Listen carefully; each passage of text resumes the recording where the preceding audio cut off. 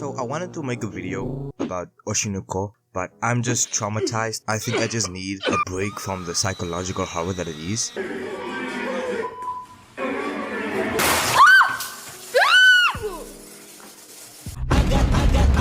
got loyalty inside my DNA.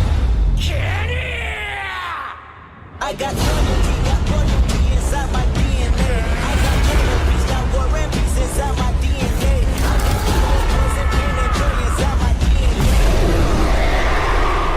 死んだ天性 I was born like this, is why I immaculate conception. I just thought I was before like this without you, a new weapon.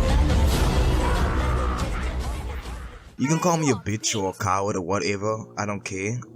I've heard it off of my father. Anyway, so how about I do a video about a manga that I recently started reading called Tenkaichii, Battle to Decide Japan's Strongest Martial Artists. Well, I actually saw this manga on TikTok, and that's basically where I get most of my manga these days. And the only reason I decided to give it a read is because of this beautiful lady right here. Yeah, that's right. Yeah, that's the only reason and the only reason I need. You cannot tell me that you don't want to be crushed by her thighs, that you don't want to be dominated by this absolute unit of a woman. Bro, I'm a muscle mommy type of guy, and obviously I will choose death by snoozu any type of day. You know what I mean? And I don't need to explain myself to you guys, cause you know what? So what, I have a fetish. Most men do. We don't fetish shame on this channel. Well, if you have something to say, just say shut. Say it to say it. Bro.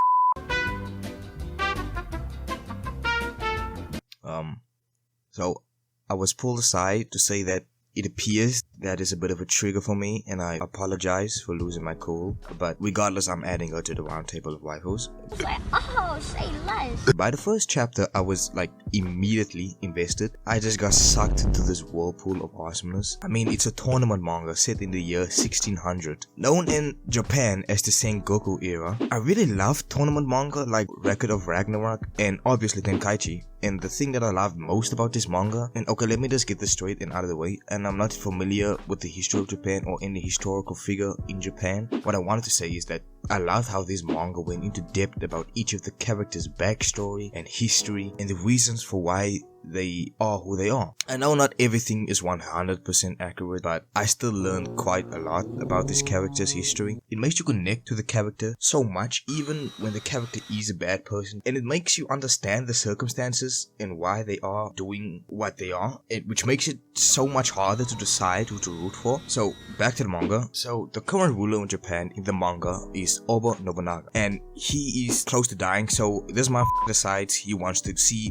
kill each other as a last wish and decided to host the tournament. And whoever wins the tournament will be the new ruler of Japan. So Oba Nobunaga was the first great unifier of Japan, and he was also called the Demon King of the Sixth Heaven. And I just want to say, this guy was on demon timing 24/7 in the manga and in real life. You don't get called the Demon King of Sixth Heaven if you're not a fucking demon. He said that his son is trash, which is what my father said to me every day, and that he wants to see a masterful slaughter. Bro, you know he's the shit when he wants to see people kill each other for his personal enjoyment. So we are introduced to our first fighter, the Diamond Honda Tadakatsu. I don't know if all the characters in this manga were actually real people, but so far most of them were, like Tokugawa Ieyasu and Toyotomi Hideyoshi. Like I was saying, our first contender is Honda Tadakatsu, who was the strongest military commander in the world, according to, the manga. And the one who he'll be fighting against is no other than the fucking legend himself,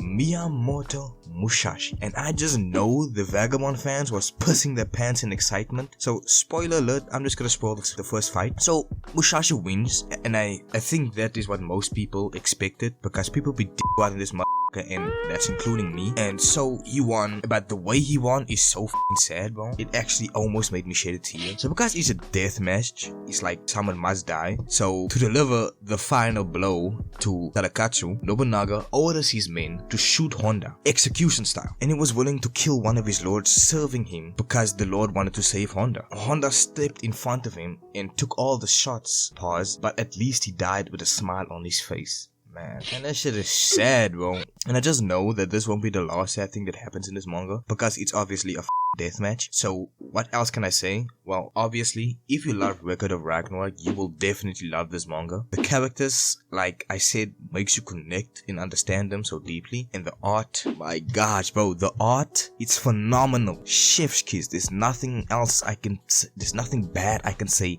about this art. And the last update came out about a month ago, but that's completely normal for manga, because you know manga be releasing one chapter every 9 months. Watching Koro Kenshin, that has learned me a lot of patience, and at the moment it has 26 chapters, so 2 hours will probably be enough to devour this masterpiece. Oh, and while I was writing the script, I came across this docu-series about the Sengoku era on Netflix called The Age of Samurai Battle for Japan. It's amazing, it's awesome, it's entertaining, it's educational, all that shit. So if you're interested about the history, how Nobunaga and Co became so well known and legendary, and the influence they had on not only Japan but also on the whole world, I deeply suggest and recommend that you give this docu-series a watch. Thank you so much for watching, and until next time, Cloudy Song out.